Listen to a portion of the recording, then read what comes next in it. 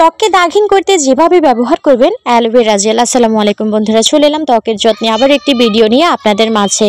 Aloe vera gel কিন্তু আমরা অনেকেই ব্যবহার করি, কিন্তু কোন সমস্যার জন্য কোন নিয়মে অ্যালোভেরা জেল ব্যবহার করতে হয় তা কিন্তু আমাদের অনেকেরই অজানা। 98% পানি থাকে অ্যালোভেরা জেলে, যা ত্বকের জন্য ভীষণ কার্যকরী। প্রাচীনকাল থেকে অ্যালোভেরা ওষুধি গুণাগুণে পরিচিত। এর ভিটামিন, খনিজ, অ্যান্টিঅক্সিডেন্ট এবং অ্যামিনো অ্যাসিডের মতো নানা উপকারী যৌগ ত্বক ও চুলের যত্নে ভীষণ উপকারী। আমি আজকে যে টিপসটি আপনাদের সঙ্গে শেয়ার করব সেটি হচ্ছে ত্বকের দাগ কমানোর জন্য আপনারা কোন নিয়মে অ্যালোভেরা জেল ব্যবহার করবেন সেই টিপসটি অবশ্যই স্কিপ না করে পুরো ভিডিওটি দেখার চেষ্টা করবেন। এখানে আমি অ্যালোভেরা পাতা থেকে অ্যালোভেরা জেলটা নিয়েছি এবং আমি এটা কিন্তু ব্লেন্ডার ছাড়াই একটি চামচে কাঁটা চামচের সাহায্যে জেলটা সংগ্রহ করে নিয়েছি।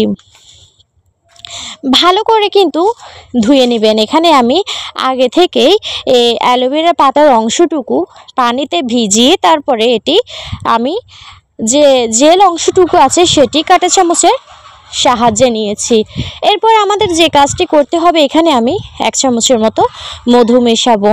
মধু মিশিয়ে দুটি উপকরণ ভালো করে মিশিয়ে তারপরে আমরা এটি আমাদের ত্বকের উপরে ব্যবহার করব।